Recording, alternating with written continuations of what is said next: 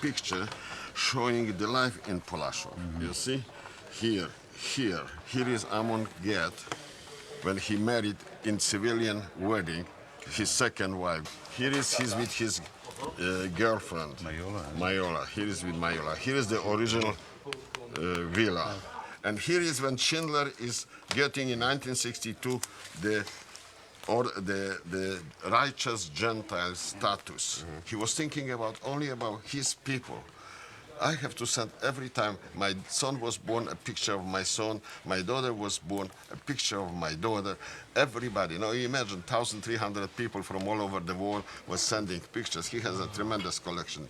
And here is when I invited twice to Beverly Hills, Schindler. Schindler in Beverly Hills, let me see that. Here is in Malibu, I took him over there to the famous... Schindler in Malibu. Here is Beverly Hills Handbag Studio, Mila and Oscar Schindler, and this is my store who doesn't exist anymore. Is it true that this all kind of got started because of a luggage dealer in Beverly Hills who kept saying, have I got a story for you? Absolutely. Paul Page, as he changed his name to Paul Page, but his name is Pfefferberg. And he had a beautiful luggage store in Beverly Hills, I think somewhere near Rodeo Drive.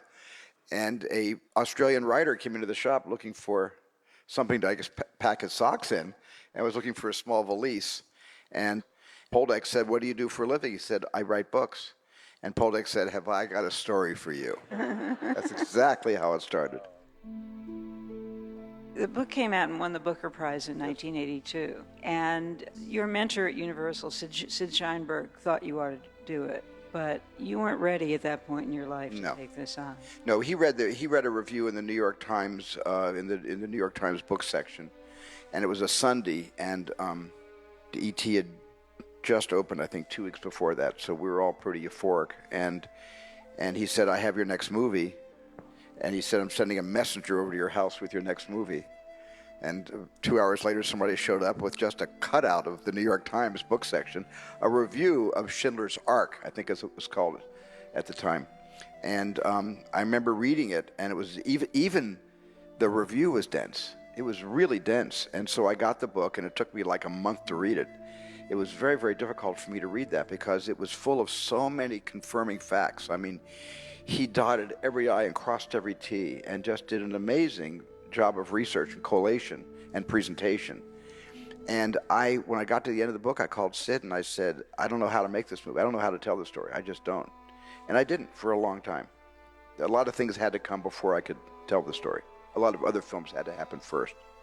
I mean, I knew about the subjects. My parents often talked about the great murders. They never knew the word Shoah or Holocaust. They always called it the murders, the great murders.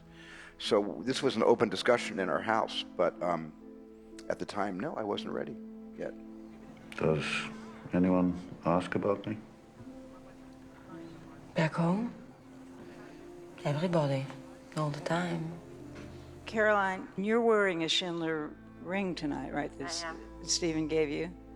How did it look to you? Do you see anything that seems different? Yeah, it was like seeing it for the first time and yet remembering everything.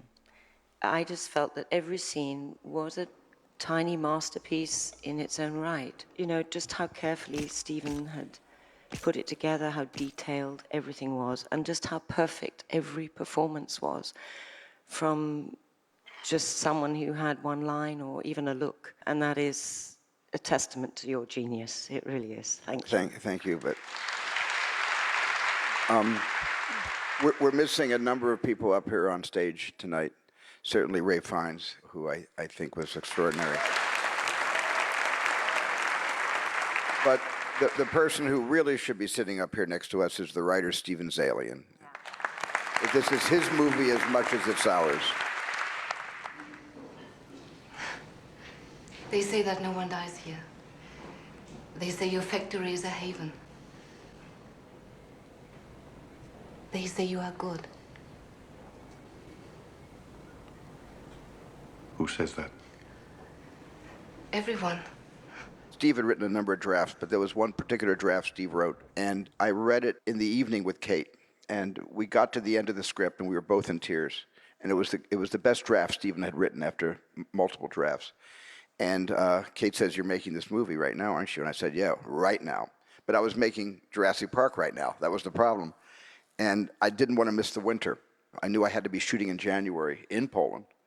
And so it came together awfully quickly, to the point that when I finally started shooting with all of you in Poland, I had to go 2 or 3 times a week and get on a very crude satellite feed to Northern California, where ILM was, to be able to approve T-Rex shots.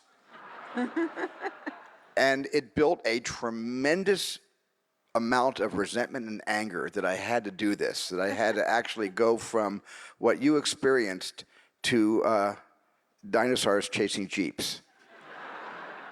And all I could express was how angry that made me at the time. I was very grateful later in June, though, but until then, it was a burden. This was all I cared about.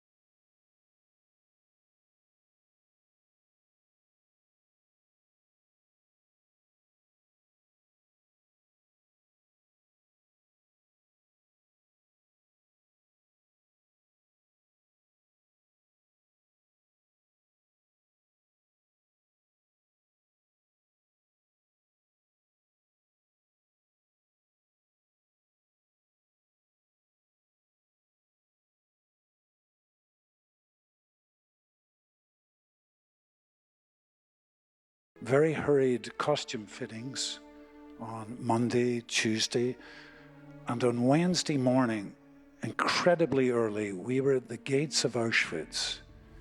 5:30.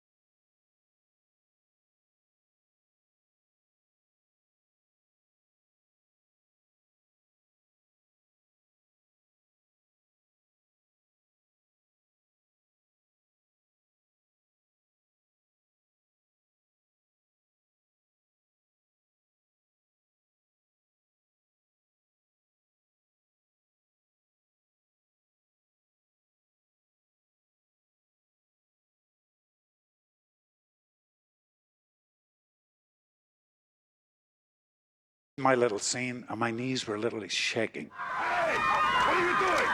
These are mine. These are my workers. They should be on my train. They're skill munitions workers. They're essential. Essential, girls. And I kept saying the line wrong.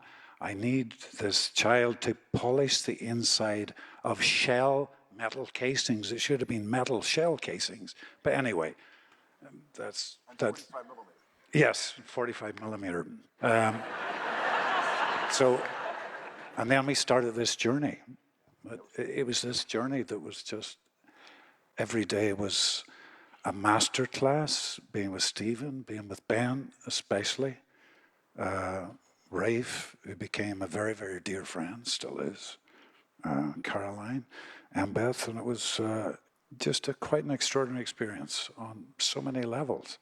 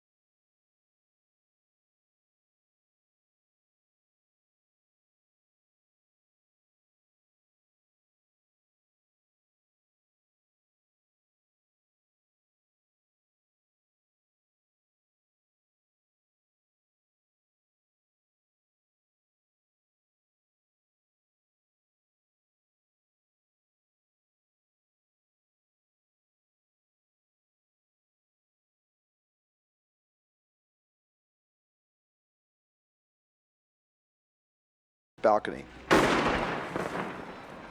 And I've seen all the Holocaust movies, and I admire so many of them. I so admire George Stevens' The Diary of Anne Frank. I so admire The Pawnbroker with Rod Steiger. There are so many films that have tried to take on the subject, but I try to take on the subject about the kind of march to murder itself. And that was the risk I think all of us took, because we didn't want that to dwarf the deepest feelings of these major characters that had to take us on this journey. And which is why I feel that this is a performance-driven motion picture. I've always believed that. You're being very brave just to flack to his eyes, you know. Slowly. You know. Once he says, "Why try building yourself up?" Just look to the pin first. And then, oh, that's nice. Look to the pin first. Nice. And then try. And then try to see how that matches that. Okay. See if you can make a match between that and okay. that. Okay. Mark. Quiet. Settle. Action. A lot of what helped, I think, all of us as actors is the way it was filmed. Stephen and Janusz, the way they put a shaft of light across one part of your face, and the way you were backlit so that your hair looked like you were really trembling. It all of that, you know, that's what cinema does. It sort of makes a person's performance better sometimes than it is. But I was also struck by, and I just wanted to get this in, just Rafe is so brilliant. I wish he was here tonight. Rafe is, he's always brilliant, but it's like a revelation to see him in this again.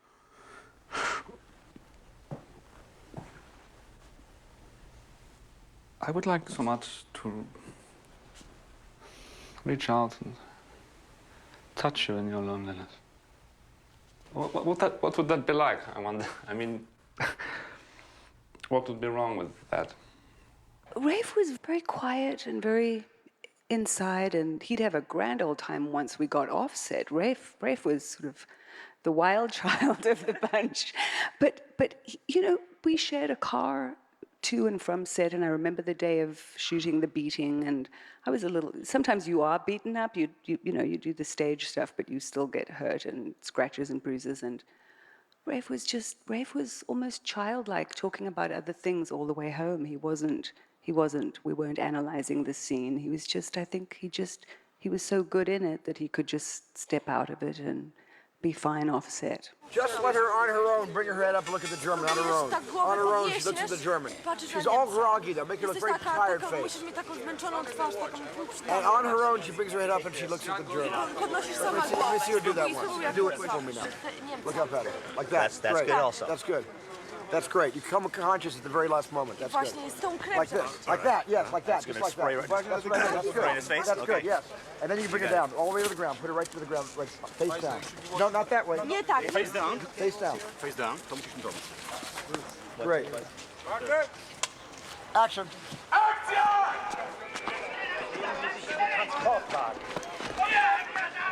As good as that. Leaker. Also watching Schindler's List again, reflecting on how much of the acting was real trauma, that how much of the large set pieces, like when they went into the inhalation room or the bathhouse that we might think has Zyklon B gas instead of shower, and how much of that actors stopped acting and they just existed in the experience. And that aesthetic distance we always talk about between audience and experience, that was gone. And that was trauma. We had two girls, two young actors, both Israeli, in that scene that couldn't shoot for the next 3 days. They actually had breakdowns after that. And there was trauma everywhere, and we captured the trauma. I mean, you can't fake that. The health action, everybody strips off their clothes, that was probably the most traumatic day of my entire career. Having to see what it meant to strip down to nothing and then completely imagine that this could be your last day on earth. So there was whole sections of this film that go beyond anything I have experienced before or seen people in front of a camera experience. Didn't you have to do certain things to just keep yourself sane? Like you watched Seinfeld, you called Robin Williams? Robin called me. Robin knew what I was going through being so close to Robin all these years. And once a week, Robin called me on schedule. He knew exactly what time it was in Poland, what time it was in San Francisco, and he would call me on schedule. And he would do 15 minutes of stand-up on the phone. And I would laugh hysterically because I had to release so much. But the way Robin is on the telephone, he'd always hang up on you on the loudest, best laugh you give him. Drops the mic. That's it. That's it. Never said goodbye, just hung up on the biggest laugh. But we had, we brought in, in those days, what do we have now? We had Betamax, right? Betamax cassettes. And so they sent American television to Poland on betas. And we watched a lot of Saturday Night Live. Put the camera on them. We're going to start back from the beginning, please. Go ahead. Say your first line. I look up from between You don't have to. You talk right in the middle. I got it. I like it too. Now come right around here, Ray, at this point. Come right around here. On him. Even though they're talking, when he says you're a slave to them, you say your line. Even though they're talking, you say your line. I think what she says is clear. Let me see the script, please. Don't say prison walls. Just say, they're not there to keep you out, they're there to keep you in. And she should say it like, she should say it with a smile on her face. Like, like don't you see how obvious, how clear this is? They're there to keep you in. Right, exactly. I like it too. Stephen always knows exactly what he wants to do, but he just has this amazing ability of just somehow drawing it out of you without you even realizing he's directing you. And that is the great gift. Never exactly telling you what to do, a kind of an analogy sometimes. And just creating a really safe place on set for everyone to be able to do what they feel they need to do, whether it's improvise or say the lines. And the whole crew as well. There was always this extraordinary dedication on set. The face to the camera.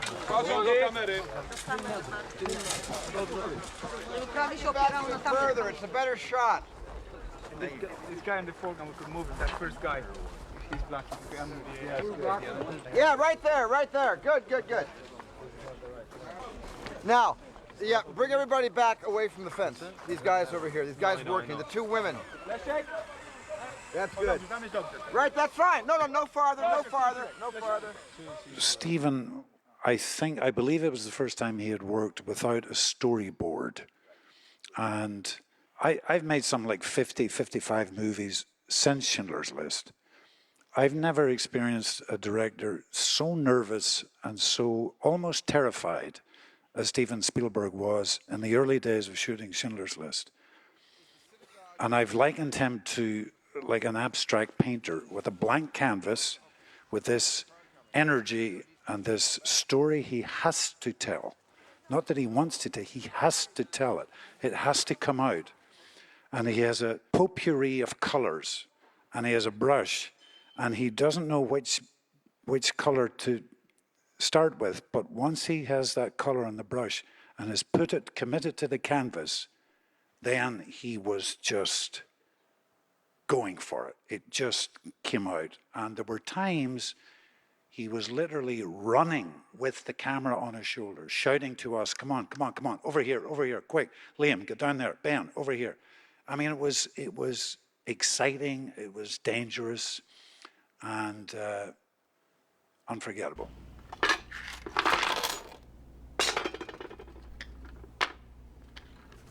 And then Stephen didn't use my hands for a couple of those close-ups. He used the second AD. And I can see his hand trembling.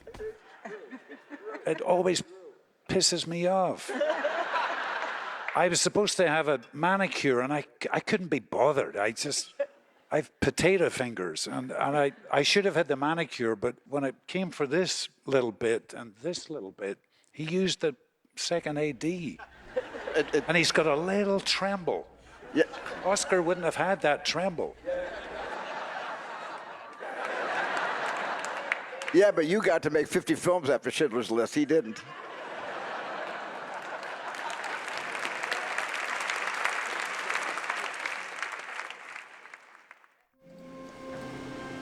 Name? Horowitz Salomon.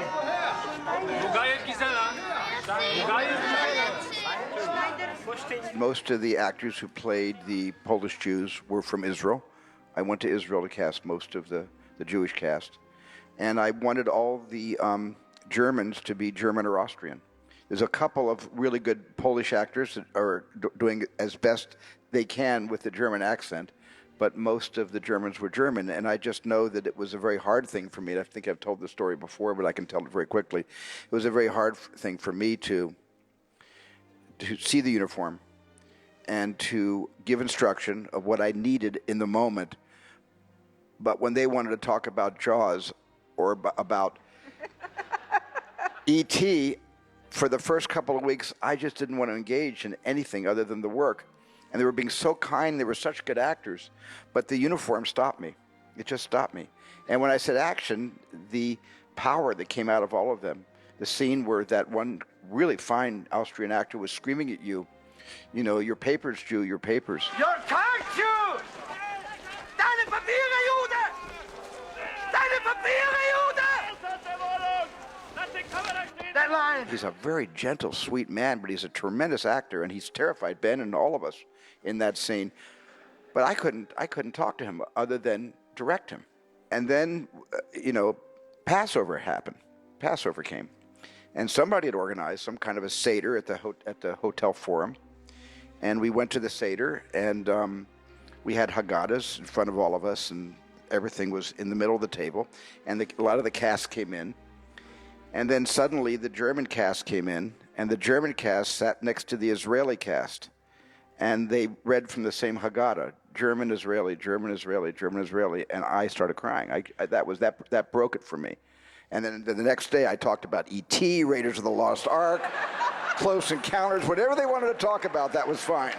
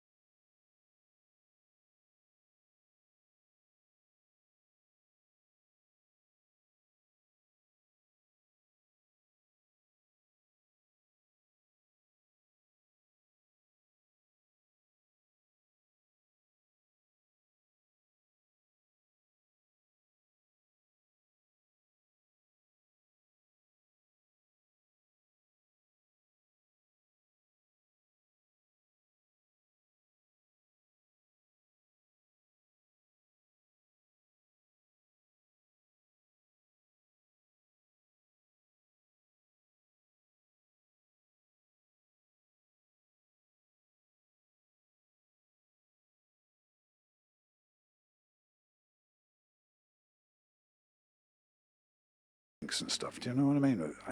I do remember that. That was lovely. I remember to hug them, and you know what I mean. Those were lovely evenings. I feel that Liam and I share campaign medals. That we're in battle together. Well, you were certainly in battle. You were in battle ladies. because you took down a anti-Semitic German businessman at the Hotel Forum. You took him right to the ground. It was Michael Schneider. He threatened Michael Schneider. He walked across the bar with total impunity and asked Michael, who was sitting on a bar stool, relaxing after a hard day's filming, "Are you a Jew?" And Michael, in shock, said yes, and he mimed a noose around his neck, the Sudetenland German pole, and pulled it tight. And I stood up. You did more than stand up. Okay.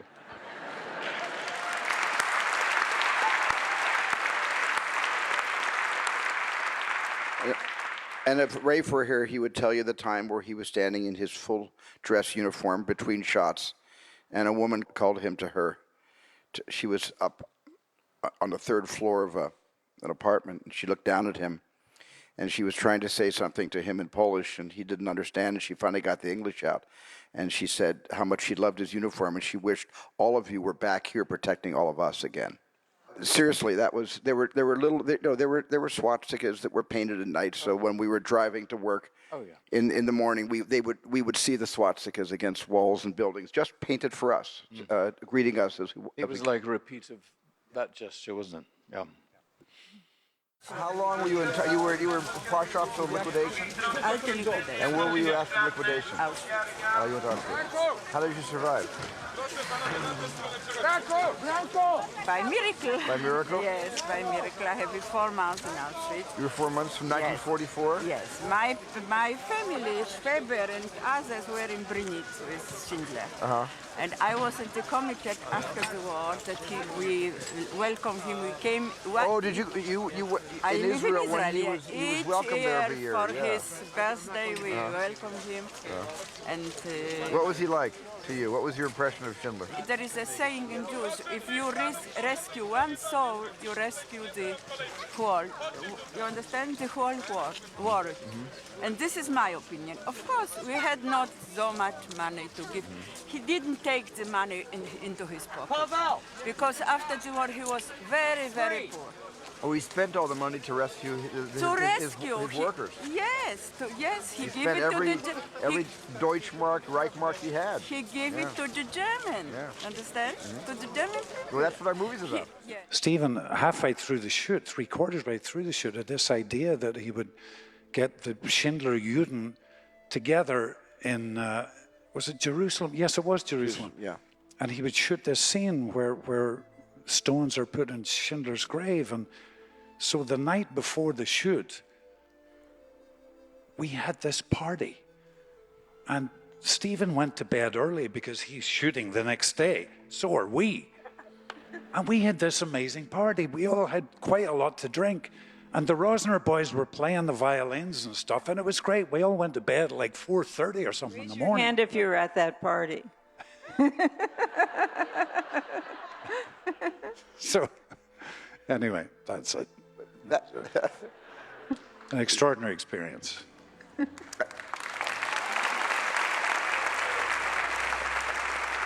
I think I want to clarify one thing, that 3/4 of the way through the film, I started to wake up in the middle of the night fearing that people who see Schindler's List will not believe Schindler's List. I was just fearing that because I'm so known for films that aren't like this, nothing like this, that I didn't know if people, the way they perceive me and my own perception of myself was enough to be able to present this movie as truth, which it was. Everything about this is the truth. But it's also a recreation of true events. And I got really worried, and I thought, it suddenly came to me, what if we can get as many of the Holocaust Schindler survivors, the Schindler Juden, to come to Jerusalem and be able to put stones on Schindler's grave? And that was an idea that was never in the script. That was a desperate attempt from me to find validation from the survivor community itself to be able to certify that what we had done was credible. That's where that came from. In 1945, he called all the Schindler's Jews working in Brnitz to the big hall, and he said to us, The unconditional surrender of Germany has just been announced. At midnight tonight, the war is over. Tomorrow, you'll begin the process of looking for survivors of your families. In most cases, you won't find them. When you accepted your Oscar, you're obviously very moved, but you're also kind of somber in a way that Best Picture winners usually aren't. That night wasn't really a celebration at all. I don't feel this movie is a celebration. And I think the subject matter and the impact the film had on all of us, the cast, the filmmakers, the crew, everybody that made an appearance in this story, took sort of the celebration out of that. It was wonderful to win, but at the same time, I just remember how moved I was when Branko Lustig, our co-producer, showed the world that he was in Auschwitz too. And I just remember, I don't remember a lot about that night, but I really remember pleading with the audience or with the people watching. I pleaded with the teachers to please teach this in their schools. And I said, that's the most urgent thing you could do. You need to teach this story, because before Schindler's List, not very many young people knew about the Shoah. And they knew about it for a couple of years after this, because we started the Shoah Foundation, where we recorded 52,000 Holocaust survivor testimonies and disseminated that archive to not only Holocaust museums, but also to universities and repositories and schools. And it survives today. And so I think there's a lot more knowledge about the Holocaust today through the school system, but it's still a voluntary educational option. It's not a prerequisite to graduate high school, as it should be. It should be part of the social science, social studies curriculums in every public high school in this country. No, and I'm not saying my movie should, I'm saying that these stories of the Holocaust survivors have had the courage to tell. There will be generations because of what you did. I didn't do enough. You did so much. Stephen, where does this fit for you in the grand scheme of your work? That's not for me to say. I mean, really. I certainly know that I have never felt since Schindler's List the kind of pride and satisfaction and sense of real meaningful accomplishment. I haven't felt that in any film post Schindler's List. You know, I feel blessed about a lot of things, starting most importantly with my family. But right after that, I